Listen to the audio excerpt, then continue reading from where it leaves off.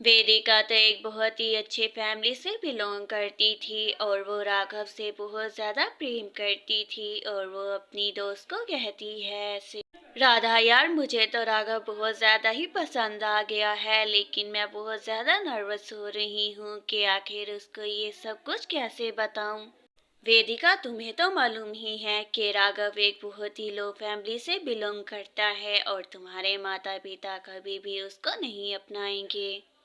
यार राधा तुम बिल्कुल भी चिंता मत करो, जब राघव मेरे ही घर में आकर रहना शुरू कर देगा तो मेरे माता पिता बहुत ज्यादा खुश हो जाएंगे। वेदिका क्या तुम्हें लगता है कि राघव अपने माता पिता को छोड़कर तुम्हारे साथ तुम्हारे घर में रहने आ जाएगा? तुम्हें उससे पूछ लेना चाहिए। राधा उसके परिवार में उसके पिता तो है ही नहीं है, बस एक माँ और बहन है, उनको छोड़ने में कितनी ही देर लगेगी, वो मेरे साथ ही रहेगा। वेदिका मुझे भी यही लगता है कि हर रिश्ते की एक कीमत होती है, तुम उसको उसकी कीमत दे दो तो वो भागा भागा तुम्हारे पास ही आएगा। राधा अगर वो मुझे अपने छोटे से घर में भी रखेगा तो मैं उसके साथ बहुत ज्यादा खुश रहूंगी, क्योंकि आखिरकार मैं उससे इतना प्रेम जो करती हूँ। राघव मैं तुमसे बहुत ज्यादा प्रेम करती हूँ और जीवन भर तुम्हारा साथ ही चाहती हूँ, लेकिन तुम्हें मेरे साथ ही रहना होगा मेरे घर में। देखो वेदिका, मैं तुम्हारी भावनाओं का सम्मान करता हूँ, लेकिन मैं तुम्हारे साथ तुम्हारे घर में नहीं रह सकता हूँ, तुम ही अपने घर में रहो। राघव, एक तो मेरी प्यारी दोस्त तुम्हें इतनी अच्छी जिंदगी देना चाहती हो और एक तुम हो कि उसको ही इतना बुरा भला सुना रही हो सबके सामने। तुम्हारी दोस्त मुझसे प्रेम नहीं करती है, बल्कि वो तो मुझे अपने घर में एक शो पीस की तरह रखना चाहती है, लेकिन मैं एक शो पीस नहीं बनना चाहता हूँ। वेदिका, वो सबके सामने हमारी इंसल्ट कर रहा है, तुम तो उससे सच्चा प्रेम करती हो तो आखिरकार तुम उसके छोटे घर में उसके साथ क्यों नहीं रह सकती। राधा, सच्चा प्रेम तो मुझे बाद में भी मिल जाएगा, लेकिन अगर बाबा को ये सब कुछ मालूम हो गया तो वो तो मुझे प्रॉपर्टी में एक फूटी कुड़ी भी नहीं देंगे। देखो राघव, अगर तुम मुझसे विवाह कर लोगे तो मेरे पापा तुम्हें अच्छा सा अच्छा बिजनेस सेट कर कर दे सकते हैं, तुम्हारा जीवन ही बदल जाएगा। देखो वेदिका, विवाह एक बहुत ही पवित्र रिश्ता है और मैं तुम्हारे साथ इसमें बंधना नहीं चाहता हूँ, क्योंकि तुम्हें तो सिर्फ पैसे ही पैसे चाहिए। राघव की ये बातें सुनकर राधा को तो बहुत ज्यादा गुस्सा आ जाता है, क्योंकि आज पहली बार किसी ने सबके सामने उसकी इंसल्ट की थी और वो कहती है, राघव मैं तुमसे विवाह करूंगी और तुम्हारे छोटे से घर में रहने के लिए भी तैयार हूँ, तो क्या तुम मुझे अपनी पत्नी बनाओगे अब इसके बाद? राधा, एक बार फिर सोच लो, कहीं तुम्हारी दोस्त की तरह बाद में तुम्हें भी पछतावा न हो, क्योंकि मैं तो तुम्हें कुछ भी नहीं दे सकता हूँ इसके बाद। ठीक है राघव, मैं तुम्हें वचन देती हूँ कि विवाह के बाद मैं तुमसे कभी भी किसी चीज की डिमांड नहीं करूंगी, बस मेरी मांग में सिंदूर भर दो। अभी राधा इतना ही कहती है कि राघव भी उसकी मांग में सिंदूर भर देता है और उसे अपनी पत्नी स्वीकार कर लेता है। राधा ने तो अपने जीवन में हर रिश्ते से ही धोखा खाया था, इसी वजह से अब राधा को किसी भी रिश्ते पर विश्वास नहीं रहा था। राधा तो यही दिखाना चाहती थी कि एक अमीर लड़की भी गरीब घर में एडजस्ट हो सकती है। राघव, ये क्या अपनी पत्नी को लिए बगैर ही घर जा रहे हो? मैं भी घर जाकर माँ जी से और बहन से मिलना चाहती हूँ, मुझे भी साथ लेकर चलो। ठीक है राधा, अगर तुम्हारा यही निर्णय है तो मैं तुम्हारा इसमें साथ जरूर दूंगा, तुम्हें अपने घर जरूर लेकर चलूंगा और सबसे मिलवाऊंगा। राघव राधा को अपने साथ लेकर उसके घर जाता है और फिर कुछ ही समय बाद अपनी माँ को सब कुछ बताता है। देखो राघव, अब जैसे भी तुम्हारा विवाह क्यों ना हुआ हो, अब राधा मेरे घर की बहू है और तुम्हारी पत्नी, तो तुम्हें सारे ही धर्म निभाने होंगे। अपनी सासू माँ की ये बात सुनकर राधा को तो अपनी माँ की याद आ जाती है, क्योंकि वो भी ऐसे ही कहती हैं और ऐसे ही कुछ वर्ष भी बीतते हैं। और एक दिन उसकी सास कहती है, राधा बेटी, मैंने तो तुम्हारी कभी भी माता से मिली ही नहीं हूँ, मेरा उनसे मिलने का दिल कर रहा है, अगर तुम कहो तो मैं उनसे मिल सकती हूँ। माँ जी, आप मेरी माता से नहीं मिल सकती हैं, क्योंकि ना तो मेरे पिता हैं और ना ही माता, वो तो मुझे कब से छोड़कर इस दुनिया से जा चुके हैं।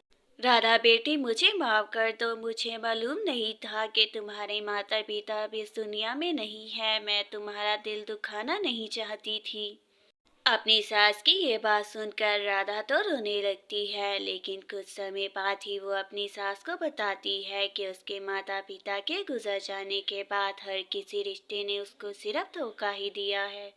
और वो कहती है, राधा बेटी, हर रिश्ता एक जैसा नहीं होता है। अब मेरे बेटे को ही देख लो, काफी समय से ही वो अपनी बहन को कितने अच्छे से संभाल रहा है। माँ जी, इस कुछ समय में मुझे भी मालूम हो गया है कि राघव का दिल बहुत ही अच्छा है और वो हर एक रिश्ते को बहुत अच्छे से निभाता है।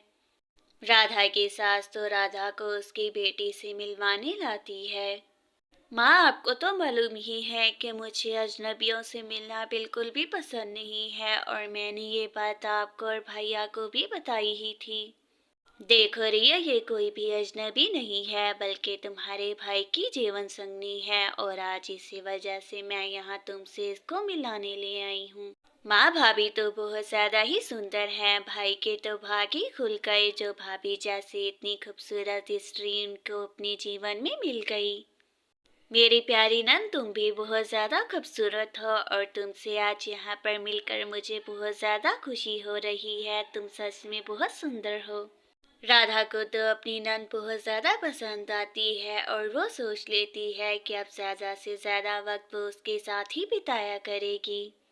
धीरे धीरे राधा की सास भी उसको सारा काम ही घर का समझाती है और अपनी नंद को भी राधा हर जगह पर ही अपने साथ रखती है। और राघव और उसका रिश्ता भी बहुत अच्छा हो जाता है और राघव उससे कहता है, दादा, मैं बिजनेस मीटिंग पे जा रहा हूँ, तो मेरे आने तक माँ और बहन का ख्याल रखना। राघव, तुम बिल्कुल भी चिंता मत करो और अपनी बिजनेस मीटिंग पर दिल लगाकर काम करना और माँ जी का मैं ख्याल बहुत अच्छे तरीके से रखूंगी। ऐसे ही कुछ समय भी बीतता है और राघव तो अपनी बिजनेस मीटिंग पर चला जाता है और कुछ ही समय बाद राधा अपनी फैमिली डॉक्टर को बुलाती है और चेकअप करवाती है। देखो राधा बेटी, आगे ही तुम्हारे नंद की इलाज में बहुत ज्यादा देरी हो चुकी है, तो जल्द से जल्द पैसे इकट्ठे कर लो, फिर मैं इसका ऑपरेशन कर दूंगा। डॉक्टर, आप तो मेरे फैमिली डॉक्टर हैं और आपको तो मालूम ही है कि पैसे मेरे पास बहुत हैं। बस आप मेरी नंद का अच्छे से इलाज करना शुरू कर दें। राधा बेटी, मैं जानता हूँ कि तुम्हारे पास बहुत सारे पैसे हैं, लेकिन तुम्हें इस तरह विश्वास करते देखकर मुझे बहुत ज्यादा हैरानी हो रही है। डॉक्टर जी, मुझे अब समझ आ गई है कि जिस तरह एक इंसान दूसरे से नहीं मिलता, वैसे रिश्ते भी एक जैसे नहीं होते। आप इसका इलाज करना शुरू करें।